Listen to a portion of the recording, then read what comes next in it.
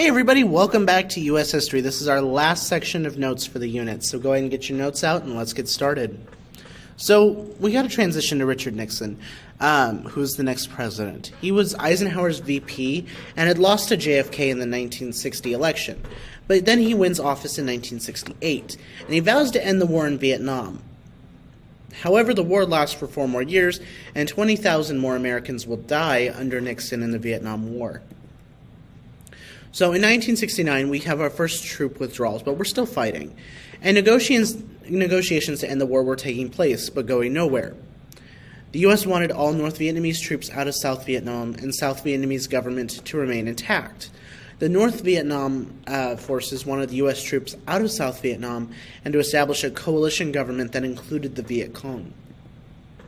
So now we have to talk about something known as Viennemization. Again, Nixon was president, and Henry Kissinger was our national security advisor and master diplomat. His plan was the gradual withdrawal of the U.S. troops and slowly turn the fighting over to the South Vietnamese.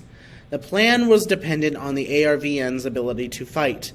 This did not turn out well, and achieve peace with honor.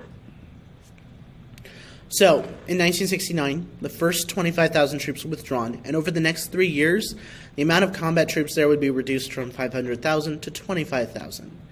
However, we continued to do massive bombing campaigns over North Vietnam, bombing campaigns over Cambodia and Laos, because we thought that's where the Viet Cong had gone, continued bombing of the Ho Chi Minh Trail, and we also invaded Cambodia, looking for the North Vietnamese. Add on top of that the My Lai massacre and the Cambodia incursion, there was increased protests. The My Lai massacre was a massacre of an entire village of civilians at the hands of U.S. troops. College campuses erupted with demonstrations, including one at Kent State, which we briefly mentioned last class. It was an anti-war protest at Kent State University in Ohio. 9 were wounded and 4 were killed by the National Guard. It was pretty much a tragedy. So Vietnam in the 70s. 1970 to 1972, fighting and bombing continued. In 1973, peace was finally agreed upon, and while 60% disapproved, America was ready for the war to be over. And in March of 1973, the last U.S. combat troops left Vietnam.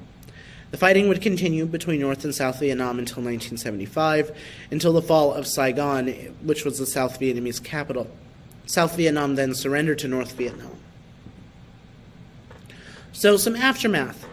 A little over 58,000 Americans were killed in action, over 300,000 were wounded in action, and over 2 million North and South Vietnamese were killed in action.